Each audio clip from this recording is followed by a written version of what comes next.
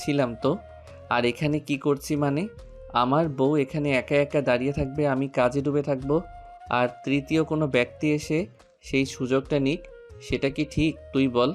আমি হাজবেন্ড হই ওর, সো একটা দায়িত্ব তো আছে আমার। তুই কি বলিস? শেষের কথাগুলো মীরার কোমর জড়িয়ে ধরে নিজের কাছে টেনে এনে বলে তুর্য।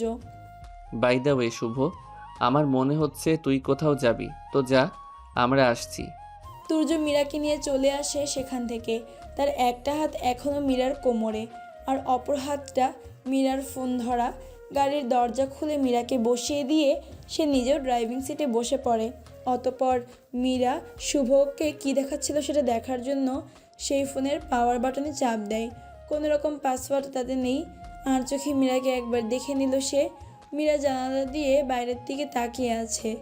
যে কেউ এই মেয়েটাকে দেখলে বলবে সে এখন ইহজগতে নেই। ফোনের লকটা খোলা মাত্রই সে দেখতে পায় সেখানে লেখা আছে, দেখুন, আপনি আমায় এই ধরনের নামে ডাকবেন না আর। আমার ভীষণ বিরক্ত লাগছে এতে। আর আমি বুশরার ছোট ভাইয়ের বিবাহিতা স্ত্রী। সম্পর্কে আপনার থেকে বড়, সো আমাকে যদি ভাবি ডাকেন তাহলে আমি খুশি হব। লেখাটা পড়ে অবাকের সর্বোচ্চ পর্যায়ে পৌঁছে গেছে তুর্য। মীরা যে শুভকে এসব লিখে দেখাবে তা সে কল্পনাতেও ভাবতে পারেনি। এক সপ্তাহ বলে আজ 3 দিন সপ্তাহ হয়ে গেল। তবে তুর্য মীরার যে রিসেপশন পার্টিটা রাখবেন বলে মনে করছিলেন জাহিদ চৌধুরী, সেটা এখনও হয়ে ওঠেনি। তাদের বিজনেসে কিছু সমস্যা দেখা দেওয়ার ফলে সমস্যাটা বেশ জটিল হওয়ার কারণে জাহিদ চৌধুরী ও ওনার বড় ছেলে খুবই ব্যস্ত সময় ছিলেন। তার সাথে শুভও কম ব্যস্ত ছিল না। মামার ব্যবসায় সমস্যা দেখা দিয়েছে, আর সেখানে উপস্থিত থাকা সত্ত্বেও কীভাবে হাত পা গুটিয়ে বসে থাকতে পারে। শত ব্যস্ততার মধ্যে থেকেও শুভ তার হোয়াইট রোজের সাথে বন্ধুত্ব করার আপ্রাণ চেষ্টা চালিয়েছে। তবে সে ব্যর্থ। তার ধারণা হোয়াইট রোজ তাকে খারাপ ছেলে ভাবে, নতুবা কেন তাকে কথা বলে না। নিজে থেকে কথা বলতে যায় শুভ, তবুও মেয়েটা তার কথার উত্তর দেয় না। তবে সিরিয়াস কোনো প্রশ্ন করলে মাথা নেড়ে উত্তর দেয় হ্যাঁ কিংবা না। এতে নারাজ শুভ। কাউকে বলতেও পারে না হোয়াইট রোজের বিহেভিয়ার সম্পর্কে। সে নিজে থেকে বুঝে নিয়েছে তার হোয়াইট রোজ তুর্যর বাধ্য বউ, তাই তো সামনে মুখ দিয়ে কোনো উচ্চারণ করে না। আজ সকাল সকাল জাহিদ চৌধুরী ব্রেকফাস্ট টেবিলে সবার উদ্দেশ্যে জানিয়ে দিয়েছেন 2 সপ্তাহ আগে যে রিসেপশন পার্টিটা হওয়ার কথা ছিল সেটা কাল হবে। সবাইকে কার্ড দেওয়া শেষ, আর এও জানান মীরার বাড়ির তিনি নিজে গিয়ে কার্ড দিয়ে এসেছেন। তুহিন শুভ ব্যতীত তুর্য সহ সকালে অবাক হয়ে গেছে। তাদের কারোর মনেই ছিল না এ ব্যাপারে। তুর্য আর চোখে তার পাশে দাঁড়ানো মীরাকে দেখে নেয়, কিন্তু তাকে দেখে বোঝার উপায় নেই সে আনন্দিত নাকি বিরক্ত। দ্বিতীয়বার মীরার বাড়িতে এসে থেকে তুর্যকে এড়িয়ে চলছে। আগেও যে তার সাথে এভাবে খাতির ছিল তা কিন্তু নয়, তবুও তুর্যর কেন জানি মনে হচ্ছে মেয়েটা তাকে এড়িয়ে চলছে। কোনো কিছুর জন্য বকলেও মেয়েটা আর কাঁদে না, কেবল মুখের দিকে কিছুক্ষণ তাকিয়ে থেকে সরে পড়ে সামনে থেকে। এতে ভীষণ বিরক্ত তুর্য। ইদানিং তুর্যর কোনো কিছুতে সহজে মন বসতে চাইছে না, কেমন যেন দম বন্ধ হয়ে আসতে চাইছে সারাক্ষণ। অস্থিরতায় ভুগছে সে। আচ্ছা, তার কি কোনো কঠিন অসুখ হলো? তবে এত বড় ডাক্তার হয়ে ধরতে পারছে না কেন? মনের প্রশ্ন মনেই থেকে যায় তুর্যর। আবারও শোনা যায় জাহিদ চৌধুরীর কণ্ঠনালীর আওয়াজ, তাহলে ব্রেকফাস্ট ছেড়ে এখনই তোমরা শপিংয়ে চলে যাও। কেনাকাটা করতে তো সময় লাগবে, আর তুমিও যাবো সবার সাথে। নো ড্যাড, আমার একটা ইম্পর্টেন্ট মিটিং আছে, সেখানে যাওয়া লাগবে। মীরা শপিংয়ে যাবে বলে তৈরি হতে এসেছে নিজেদের রুমে। রুমের এক কোণে রাখা তার ট্রলি ব্যাগ থেকে জামা বের করতে গেলে সে বেকুব বনে যায়। তার ব্যাগে জামা কাপড় ছাড়াও আরও নানা প্রয়োজনীয় জিনিস ছিল, সেগুলো একটাও ব্যাগে নেই। তার মাথা পুরো ফাঁকা ফাঁকা লাগছে। সে মনে করার চেষ্টা করছে সেগুলো সে কোথায় রেখেছে, কিন্তু না, সে তো এখানে রেখেছিল, তার স্পষ্ট মনে আছে। অস্থির হয়ে মীরা রুমের এ কোণা থেকে ও কোণা দেখছে বারংবার। কি সমস্যা? এইভাবে ছোটাছুটির মানে কি? তুর্যর প্রশ্ন করা মাত্রই তার সামনে ছুটে আসে মীরা। অতঃপর তুর্যর দিকে তাকিয়ে কিছুক্ষণ তাকিয়ে থেকে ঠোঁট উল্টে ভ্যা করে কেঁদে দেয়। আচমকা এভাবে মীরাকে কান্না করতে দেখে অস্থির হয়ে পড়ে তুর্য। মীরা, এই মেয়ে, এই কি হয়েছে? আমাকে বলো, কেউ কিছু বলেছো? কে বকেছে বলো? কোথায় সমস্যা হচ্ছে আমাকে বলো। আমি সব ঠিক করে দিচ্ছি। কি হলো, কিছু বলছো না কেন? মীরা কিছু বলছে না দেখে তুর্য তাকে টেনে সোফায় বসায়। টেবিলের ওপর থেকে তার মাঝারি সাইজের বোতলটা নিয়ে সেও মীরার পাশে গিয়ে বসে। অতঃপর বোতলের ছিপি খুলে মেয়েটাকে এক পাশ থেকে জড়িয়ে ধরে পানি পান করায়। পানি পান করানো হয়ে গেলে তুর্য মীরাকে তার বুকে টেনে নিয়ে মাথায় হাত বোলায়। যতক্ষণ না মেয়েটা শান্ত হয় ততক্ষণ। এদিকে মীরার কোনো হুঁশ নেই। সে তার জামা কাপড়ের শোকে কাতর হয়ে তুর্যের বুকে লেপ্টে আছে। বেশ অনেকটা সময় অতিবাহিত হওয়ার পর মীরার ফোপানোটা যখন কমে আসে তখন তুর্য তাকে নিজের কাছ থেকে সরিয়ে তার দুটো হাত নিয়ে রাখে মেয়েটার দু গালের দুপাশে। অতঃপর নরম আদুরে কণ্ঠে প্রশ্ন করে, কি হয়েছে মীরা? এভাবে কাঁদছো কেন? আমাকে বলবে না? তুর্যের এভাবে আবেগ মিশ্রিত কণ্ঠের কথা শুনে মীরা আবারও ফুঁপিয়ে উঠল। না, একদম না। ভুলেও আর কাঁদবে না, নয়তো তোমার কানের নিচে শক্ত কিছু পড়বে। তুর্যর ধমক শুনে তার ফোপানো বন্ধ হয়ে যায়। অতঃপর তুর্যর দিকে তাকিয়ে ডান হাতের তর্জনীর আঙ্গুল দিয়ে তার ট্রলি ব্যাগটা দেখায়। তুর্য মীরার হাত অনুসরণ করে তাকায় সেদিকে। ওটা তো একটা ব্যাগ। অবাক হয়ে বলে তুর্য। এবার মীরা বসা থেকে উঠে হন্তদন্ত হয়ে ব্যাগটার কাছে গিয়ে সেটা টেনে তুর্যর সামনে এনে রাখে। অতঃপর প্রত্যেকটা চেন খুলে খুলে দেখায়। মীরা দু হাতের দুটো পাতা এদিক ওদিক করে মুখ দিয়ে কেমন গোঙানির আওয়াজ করছে আর মাঝে মাঝে ডান হাতটা কপালে ঠেকিয়ে চাপড়াচ্ছে, যার অর্থ তার সর্বনাশ হয়ে গেছে। এই ওয়েট, তুমি কি তোমার জামা কাপড়ের জন্য এভাবে মরা কান্না জুড়েছ? তুর্যের প্রশ্নে ওপর নিচে মাথা নাড়ে মীরা, যার অর্থ হ্যাঁ, সে তার সাধের জামা কাপড়ের জন্যই এতক্ষণ যাবৎ কান্না করছিল। ওয়ার্ডা তুমি।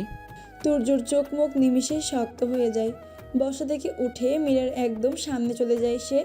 অতঃপর মেয়েটার একটা বাহু শক্ত করে ধরে দাঁতে দাঁত চেপে বলে, লিসেন, আর কোনো দিনও যেন এই সামান্য ফালতু কারণে তোমার চোখে পানি না দেখি, নয়তো। অর্ধেক বলে ছেড়ে দেয় তার বাহু।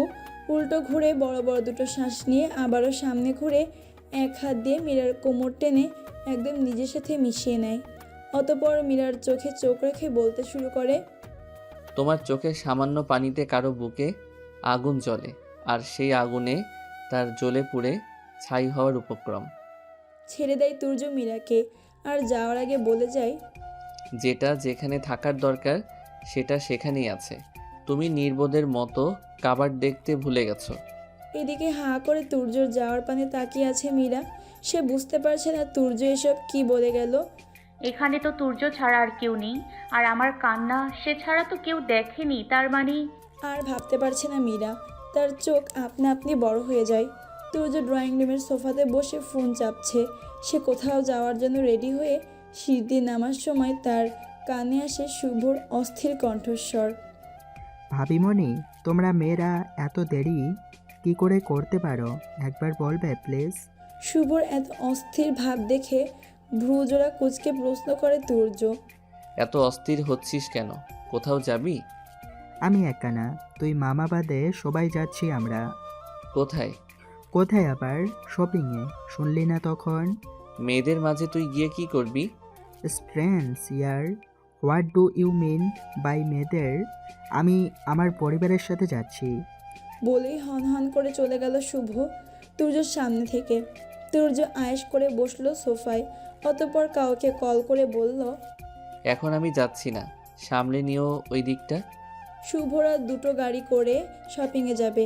একটাতে তুহিন, তুলি ও তাদের সকলের আদরে তানহা, আর অপরটাতে শুভ, বুশরা, মীরা ও শান্তি চৌধুরী। বুসরা আগে আসুক, তারপর তার দেখাচ্ছি মজা। কি যে করছে ঘরের দরজা আটকে ওই বোবা মেয়েটাকে নিয়ে, যত সব আদিক্ষেতা। গাড়িতে বসে থাকতে বিরক্ত হচ্ছেন শান্তি চৌধুরী। আসলেই ঠিক বলেছো মামি, মেয়েটা বোবাই বটে। তা না হলে এত হ্যান্ডসাম একটা ছেলে তাকে যেচে কথা বলতে যায়, আর সে কি করে বোবার মতো ফ্যাল করে তাকিয়ে থাকে। কি হলো? কি বিড়বিড় করছিস? নাথিং মামি, ভাবছি কি ভাবছিস? যে তোমার মেয়েটার বিয়ে দিলে কি হবে। ও তোকে ভাবতে হবে না, আমার মেয়ে কত লক্ষ্মী তুই কি জানিস? হেসে ফেলে শুভ মামির কথায়। সে তো তার মামির বোরিং যাতে না লেগে তাই বলল কথাটা। এদিকে বুশরা মীরাকে নিয়ে সিঁড়ি দিয়ে নামছে আর এটা ওটা বকবক করছে। কে একজন যে এদিকে তাকিয়ে তার কয়েকটা হার্টবিট মিস করে ফেলেছে সে খেয়াল কারোরই নেই। ছোট ভাইয়া তুমি এখনো যাওনি? বুশরা তুর্যকে প্রশ্ন করে, কিন্তু তুর্য তো তার সামনে দাঁড়ানো হলুদ পরীকে দেখতে ব্যস্ত। মীরা হলুদ রঙের একটা সুতির গাউন পরেছে, মাথায় হলুদ ওড়না টানা, ঠোঁটে হালকা গোলাপি লিপস্টিক দেয়া, আর দুই ভ্রুজোড়ার মাঝখানে ছোট্ট কালো টিপ। ব্যাস, তাতেই দুনিয়ার সকল সৌন্দর্য এসে ভিড় করেছে মেয়েটার মাঝে। তুর্য আনমনে বলে ওঠে, মাশাআল্লাহ। তবে উপস্থিত দুজনের মধ্যে কারো কানে তা পৌঁছায় না। কি হলো, এভাবে হাঁ করে কতক্ষণ দাঁড়িয়ে থাকবে? কথাটা বুশরা বেশ জোরে বলল, যার ফলস্বরূপ মীরা খানিকটা লজ্জা পেল। হুম। কিছুটা অপ্রস্তুত হয়ে বলল তুর্য। কি হুম হুম? কখন থেকে ডাকছি তোমায়? ছোট ভাবিকে দেখে তো তোমার হুঁশি উড়ে গেছে দেখছি। ছোট ভাইয়া, এত যে সুন্দর দেখছো সব আমার জন্য, তাই আমার কাছে শুকরিয়া আদায় করো। ভাব নিয়ে বলে বুশরা। তাই না? বলেই তুর্য বুশরার কান টেনে ধরে। ছোট ভাইয়া ছাড়ো, ব্যথা পাচ্ছি। ড্যাড কিন্তু বাড়িতে আছে, ডাক দিব এক্ষুনি। কাটো কাটো মুখ করে বললো বুসরা। যা দেখে ছেড়ে দেয় তুর্য আর মুখে বলে, যা ভাব। বুশরা তার ছোট ভাইয়ের কাছ থেকে ছাড়া পাওয়ার মাত্র দিল এক ভোঁদড়। মীরাও বুশরাকে অনুসরণ করে যেতে লাগে, কিন্তু তুর্যর কথাই থেমে যায়। তুর্য আবারও আগের ন্যায় আয়েশি ভঙ্গিতে বসে পড়েছে। তোমাকে যেতে বলিনি, এখানে এসে বসো। তুর্য তার পাশে ফাঁকা জায়গাটা দেখিয়ে গম্ভীর সুরে বলে। মীরার বুক কাঁপতে থাকে। এই লোকটা চাইছে কি? তাকে কি যেতে দেবে না? ভাবছে মীরা। কাঁপা কাঁপা পায়ে এগিয়ে গিয়ে তুর্যর পাশে বসে সে, আর তাকে অবাক করে দিয়ে তুর্য তার দুহাত দিয়ে মীরার কোমর টেনে নিজের কোলে বসায়। অতঃপর ডান হাতের বৃদ্ধাঙ্গুলটা মীরার অধর যুগলে রেখে স্লাইড করতে থাকে। এতে মীরার সর্বাঙ্গ মৃগী রোগীর ন্যায় থরথর করে কেঁপে ওঠে। যেখানে ন্যাচারাল লিপস দেখে কারো হুঁশ উড়ে যায়, সেখানে এসব কৃত্রিম সৌন্দর্যের মানে কি? মোহনীয় কণ্ঠে বলে তুর্য। অতঃপর পকেট থেকে রুমাল বের করে মীরার অধর যুগলে চেপে ধরে মুছে দেয়। ঘন ঘন ডোক গিলছে মীরা, নিঃশ্বাস নিতেও ভুলে গেছে সে। তার মুখ বিবর লাল নীল গোলাপি রং ধারণ করেছে মুহূর্তেই। আঁখি জোড়া সামান্য ওপরে তুলে লোকটার পানে তাকালে এক চোখ টিপ মারে তুর্য, যার আরও একরাশ লজ্জারা রাঙিয়ে দিয়ে গেল তাকে। কি হলো বসুরানি, ওই বোবা মেয়েটা কোথায়? ভাইয়ের কথা বলার ধরন দেখে পুরো থা হয়ে যায় বুশরা। হঠাৎ বুশরার চোখ মুখের পরিবর্তন দেখে অবাক হয়ে প্রশ্ন করে শুভ। কি হলো, তোকে এমন লাগছে কেন? আমার ভাইয়া যে কারো অসহায়ত্বের খোঁচা মারে সেটা আমার আগে জানা ছিল না। হঠাৎ তার এই রূপ দেখছি তো, তাই নিজেকে অস্বাভাবিক লাগছে।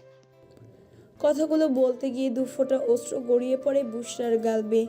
শুভ বুশরার চোখে পানি দেখে অপ্রস্তুত হয়ে যায়। সে বুঝতে পারছে না হঠাৎ তার বোনের কি হয়ে গেল। বুসরা আমি। শুভকে কথাটা সম্পূর্ণ করতে না দিয়ে শান্তি চৌধুরী বলেন। কি হচ্ছেটা কি বুসরা? ভাইয়ার সাথে তুমি কিভাবে কথা বলছো? আর শুভ মিথ্যে কি বলেছে? বোবাকে বোবা বলেছে, তাই বলে মহাভারত অশুদ্ধ হয়ে যায়নি? এক্স্যাক্টলি মম, আমি আমার মাকে খেয়েছি আমার জন্ম দিতে না দিতে। বুসরা, কেন মম? এই সত্যিটা বললে তো কোনো মহাভারত অশুদ্ধ হবে না। সেদিন খালামণিকে ঠিকই বলেছিলেন আমার জন্য, অবশ্য একটু কষ্টও পেয়েছিলাম, তাতে কি? এটাই তো সত্যি। তবে তুমি কেন এই সত্যিটা না মানতে পেরে নিজের বড় বোনকে বাড়ি থেকে বের করে দিয়েছিলে? আচ্ছা মম, একটা সত্যি কথা বলবে? আর ছোট ভাবির মতো যদি আমার মুখে কারো না থাকতো, ওই দুর্ঘটনায় ছোট ভাবি না হয়ে যদি আমার হতো, তবে আমাকেও কি এইভাবে বলতে তোমরা? ধপ করে ওখানেই বসে পড়ে বুশরা। তার আঁখি জোড়া থেকে অবিশ্রান্ত নোনা পানির ধারা বইছে। শুভ বুশরার কথা শুনে কিং কর্তব্য বিমূঢ়। তার মানে মামি তখন সেটা মজা করে নয়, সত্যি সত্যি বলেছিল। আর সত্যি তো, সে কখনো তার হোয়াইট রোজকে কারোর সাথে কথা বলতে দেখেনি, এমনকি তুর্যর সাথেও নয়। আচ্ছা, একটু আগের কথাটা যদি তার হোয়াইট রোজ শুনতো, তবে কি খুব বেশি কষ্ট পেত সে? আর কিছু ভাবতে পারছে না শুভ। তার পুরো মাথা ফাঁকা ফাঁকা লাগছে। শান্তি চৌধুরী গাড়ি থেকে নেমে পড়েছেন। ওনার একমাত্র আদরের রাজকন্যা চোখের সামান্য অশ্রু তিনি সহ্য করতে পারবেন না। এই মেয়েকে তিনি পেটে ধরেননি তো কী হয়েছে? এই মেয়ের সাথে ওনার রক্তের সম্পর্ক নেই থাকুক, আত্মার সম্পর্ক ঠিকই আছে। শান্তি চৌধুরী ওনার মেয়েকে দু হাত দিয়ে ঝাপটে ধরেন, অতপর বুসরার সারা মুখে চুমু খেয়ে বলেন, এসব কি কথা আমার সোনা মায়ের? তুমি আমার একমাত্র কলিজা রাজকন্যা না? আর কোনো দিনও যদি তোমার মুখে এসব ফালতু কথা শুনি, সেদিন দেখবে আমি কি জিনিস। আর শুভ, আমার ছোট বৌমার জন্য কি শুনছি, আর কোনো দিন যেন তোমার মুখে এসব না শুনি। শান্তি চৌধুরী মেয়েকে নিচ থেকে টেনে তুললেন, অতঃপর মেয়েকে নিয়ে সাথে নিয়ে গাড়িতে বসলেন। তোমার ছোট ভাবি আসছে না যে? মীরা আসছে না দেখে প্রশ্ন করেন শান্তি চৌধুরী। ছোট ভাবি ছোট ভাইয়ের সাথে আছে, হয়তো তারা দুজন একসাথেই যাবে। সকলের শপিং করা সম্পূর্ণ হলে যে যার মতো এসেছিল সেভাবেই গাড়িতে চলে গেল তুর্য মীরা ব্যতীত। তুমি এখানে দাঁড়াও, আমি গাড়ি নিয়ে আসছি। তুর্য বলার সঙ্গে সঙ্গে মীরা দুপাশে জোরে জোরে মাথা নাড়ে, যার অর্থ সে কিছুতেই একা একা এখানে দাঁড়াবে না। তাই বাধ্য হয়ে তুর্য মীরার হাতটা ধরে হাঁটা ধরলো পার্কিং লটে। গাড়ির গতিতে কেউ একজন এসে ঝাঁপিয়ে পড়ে তুর্যের উপরে। তাল সামলাতে না পেরে সামান্য পিছিয়ে যায় তুর্য, তবু মীরার হাত ছাড়ে না। জান, আমি ভাবতেও পারিনি এখানে এসে তোমার সাথে দেখা হয়ে যাবে। তো তুমি একদম ঠিক ছিলে। সত্যিকারের ভালোবাসাকে কখনো ভোলা যায় না। আমিও পারিনি, সেটা বুঝতে অবশ্য একটু দেরি হয়েছে, কিন্তু আমি বুঝে গেছি তুমি ছাড়া আমি কিছুই না। আমি অনেক চেষ্টা করেছি তোমার সাথে যোগাযোগ করার, কিন্তু পারিনি। তাই দেখো না, সবকিছু ফেলে তোমার কাছে চলে এসেছি। আর কোথাও যাব না, তোমার কাছেই থাকবো সারা জীবন, এখানটায় মাথা রেখে। তুর্যর বুকে জোর তর্জনীর আঙুল ঠেকিয়ে বলে মেয়েটা। তুর্য নড়তে ভুলে গেছে, একদম স্থির হয়ে দাঁড়িয়ে আছে সে। তার হাতের মুঠোর মধ্যে থাকা মেয়ের হাতটা আস্তে আস্তে ঢিল হয়ে আসে। একরাশ দুঃখরা এসে ভিড় করেছে মীরার সামনে। সে অনুভূতি শূন্য হয়ে দাঁড়িয়ে একবার নিজের হাতের দিকে তাকায়, যেটা এতক্ষণ তুর্যর হাতের মুঠোর মধ্যে ছিল। তো আর একবার তার স্বামী নামক লোকটাকে জড়িয়ে ধরা। মেয়েটার দিকে তাকায়, তার মুখ দেখা যাচ্ছে না। মেয়েটা তার মুখ ডুবিয়ে দিয়েছে তুর্যর বলিষ্ঠ চওড়া বুকে। হঠাৎ মেয়েটার একটা কাজে মীরার সারা শরীর থরথর করে কাঁপতে শুরু করে। তার চোখ ফেটে কান্নাগুলো উপচে আসতে চাইছে। মেয়েটা তার হাত দিয়ে তুর্যর দু হাত টেনে নিজের কোমরে জড়িয়ে দেয়, অতঃপর মুখ এগিয়ে নিয়ে তুর্যর পুরুষালীর শক্ত অধরে নিজের নরম অধর যুগল দিয়ে চুম্বন করতে যায়, কিন্তু চুম্বনের কার্য সম্পূর্ণ করতে দেয় না তুর্য। তার আগেই মেয়েটার কোমর থেকে এক ঝটকায় হাত ছাড়িয়ে জোরে ধাক্কা দেয়, যার ফলস্বরূপ মেয়েটা তুর্যর থেকে বেশ অনেকটা ছিটকে পড়ে। যেমনটা এতদিন আমার থেকে দূরে ছিলে, তেমনটাই থাকবে, সেটাই তোমার জন্য মঙ্গল। হিসিয়ে কথাগুলো বলে পুনরায় মীরার হাত নিজের হাতের মুঠোয় নিয়ে নেয় তুর্য। এদিকে মেয়েটার চোখে মুখে দেখা যায় একরাশ কৌতূহল। সে বুঝতে পারে না তুর্যর সাথে মেয়েটাকে কেমন চেনা চেনা লাগছে, তবে এটা যে বুসরা হবে না সেটা সে 100% শিওর, কারণ বুসরাকে সে চেনে। সামনাসামনি না দেখুক, তুর্যের ফোনে তো দেখেছিল। আর যাই হোক, মেয়েটার ব্রেন অতটাও কমা নয় যে সে গোলুমুলু সে ছোট্ট বুসরাকে চিনতে ভুলে করবে। বিড়বিড় করে বলে মারিয়া নামের মেয়েটা। থমথমে চেহারা নিয়ে ড্রাইভিং সিটে বসে আছে তুর্য। রাগে তার মাথা ছিঁড়ে যাওয়ার উপক্রম। মীরা তার দিকে ফিরেও তাকাচ্ছে না। জানালা দিয়ে বাইরে তাকিয়ে চোখের পানি ঝরাচ্ছে মেয়েটা, যা তুর্যর একেবারে অসহ্য লাগছে। তুর্য সিট বেল্ট খুলে মীরার একদম কাছে চলে যায়, অতঃপর তার ডান হাত দিয়ে শক্ত করে মেয়েটার গাল চেপে ধরে। এই মেয়ে, তোর সমস্যাটা কোথায় একটু বলবি? কেন এত প্যানপ্যানানি শুরু করেছিস? হয়েছেটা কি? কি হলো? কিছু বলছিস না কেন? আর তোকে কিছু বলছি, উত্তর কেন দিচ্ছিস না? আর এই মেয়ে, তোকে না করেছি কান্না করতে, তবে চোখের পানি কেন ফেলছিস? বলেছি না তোর চোখের পানি দেখলে ভয়ঙ্কর কিছু করে বসবো। তুর্যর কথায় কি আছে জানা নেই মীরার, তবে চোখ মুখ খিচে তাতে দাঁত চেপে কান্নাগুলো আটকে নেয় সে, যার ফলস্বরূপ তার সারা শরীর কেঁপে কেঁপে ওঠে। মীরার কান্না থেমে যেতেই সরে আসে তুর্য, নিজের সিটে পুনরায় সিট বেল্ট লাগিয়ে বড় বড় দুটো শ্বাস নেয়। অতঃপর সামান্য রিল্যাক্সে গাড়িতে টান দিল। তুর্যদের গাড়ি এসে থামে চৌধুরী ভিলার গেটের সামনে। মীরা আর চোখে তুর্যকে দেখে নেয় একবার। লোকটা মনে হয় এখনো রেগে আছে। আচ্ছা, তুর্য কি আমার কান্নার জন্য এইভাবে রেগে গেল, নাকি ওই মেয়েটার ওপর যত রাগ হয়েছিল তা আমার ওপরে ঝাড়ে? মনে মনে এসব ভেবে চলেছে মীরা।